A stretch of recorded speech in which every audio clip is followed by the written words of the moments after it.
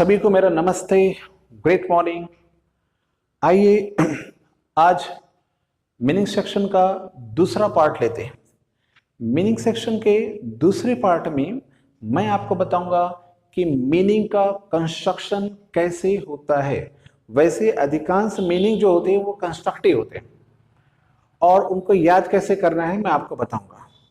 इसके जस्ट पिछले video lecture जो मैंने बनाया था उसमें मैंने सब्जेक्टिव, ऑब्जेक्टिव फॉर्म और पैजेसी केस के ऊपर मैंने बताया था।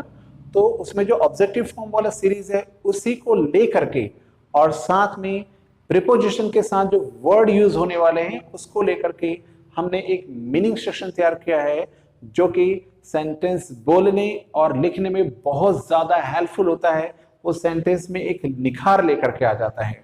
ऐसे बहुत सारे मीनिंग सेक्शन है जो कंस्ट्रक्टिव होंगे। कंस्ट्रक्टिव मीनिंग सेक्शन का ये मतलब होता है कि उसको आपने बनाया है और चूंकि आपने बनाया तो उसको रटने की जरूरत नहीं होती है, क्योंकि आप एक प्लान के साथ उसको अपने दिमाग में बैठा करके रखे होते हैं। तो मैं आज जो बताने वाला हूं मैं समझता हूं कि वीडियो के अंत तक सारा चीज आपको याद हो चुका होगा। तो देखते हैं कि वो मीनिंग, कंस्ट्रक्टिव मीनिंग सेक्शन क्या है। आइए पहला चीज देखते हैं।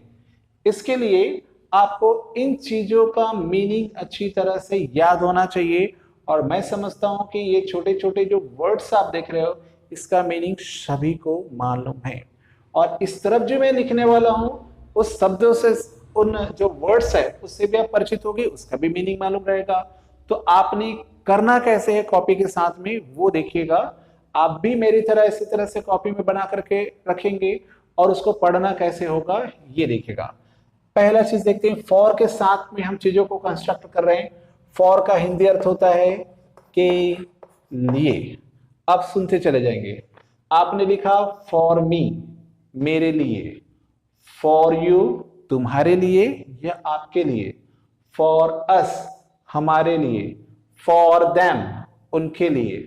फॉर हिम, उसके लिए। फॉर हर, उसके लिए, स्त्रीलिंग। फॉर राम, राम के लिए।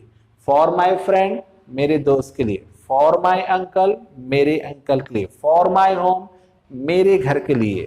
फॉर माई फ्यूचर, मेरे भविष्य के लिए। इस प्रकार से कंस्ट्रक्टिव मीनिंग सेक्शन होता है। ये क्या करता है, आपको बहुत ज्यादा हेल्प करता है किसी सेंटेंस को बोलने के लिए।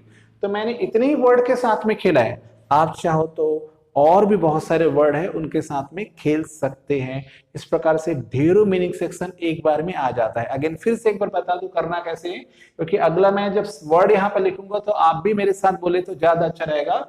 फॉर मी, मेरे लिए। फॉर यू, आपके लिए या तुम्हारे लिए। फॉर अस, हमारे लिए। फॉर देम, उनके लिए।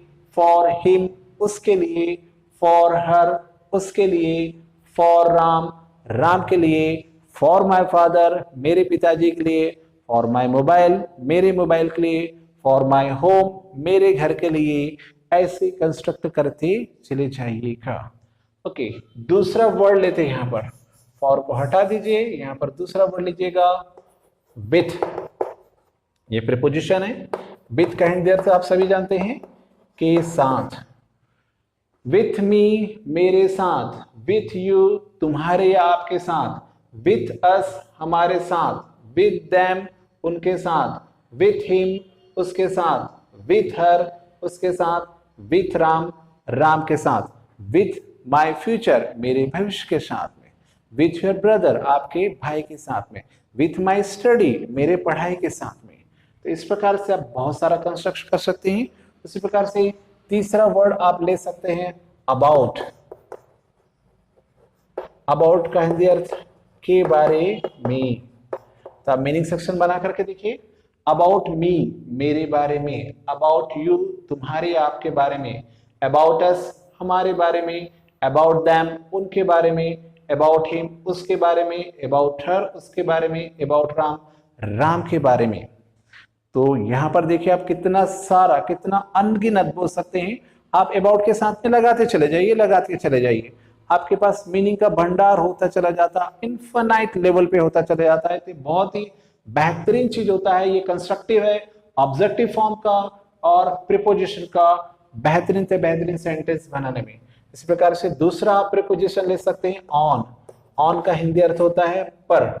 ऑन मी, मुझ पर, जैसे मुझ पर ब्लेम लगाया गया, मुझ पर आरोप लगाया गया, तो ऑन मी बोल करके आप सेंटेंस को कंप्लीट करते हैं, हेल्प करता है आपको। आगे इन सब का यूज भी मैं सेंटेंस के साथ में कराता चले जाऊंगा। ऑन यू, आप पर या तुम पर। ऑन अस, हम पर। ऑन देम, उन पर। ऑन हिम, उन पर। ऑन हर, उस पर। ऑन राम, राम पर। नेक्स्ट वर्ड आप ले सकते हैं प्रीपोजिशन में इन। इन का हिंदी अर्थ होता है में। इन में, मुझ में, जैसे बोलते हैं ना व्हाट इज इन मी, मुझ में क्या है। व्हाट इज इन यू, आप में क्या है। व्हाट इज इन अस, हम में क्या है। तो ये आपको हेल्प करेगा। इन मी, मुझ में। इन यू, आप में या तुम में। इन अस, हम में। इन दैम, उनमें। इन हिम, उसमें। इन हर, स्त्रीलिंग, उसमें।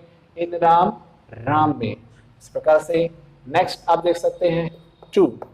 टू यानी होता है को। टू मी, मुझको। टू यू, आपको। टू अस, उसको। और टू देम, उनको। टू हिम, उसको। स्त्रीलिंग टू हर, उसको। टू राम, राम को। अब उसके साथ में कुछ भी वर्ड्स बनाते चले जाइएगा, ये आपके पास बहुत सारे मीनिंग सेक्शन होते चले जाते हैं। तो ये आज हमने सीखा प्रीपोजिशन के साथ में जब ऑब्जेक्ट को मिला देते हैं तो किस प्रकार से बेहतरीन मीनिंग सेक्शन आपके पास आ जाता है, जो आपको हेल्प करेगा सेंटेंस बनाने में, आगे के लिए बहुत ज्यादा हेल्प रहेगा।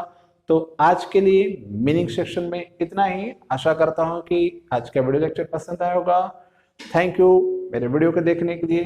तेरी वो रफ्तार हो रोके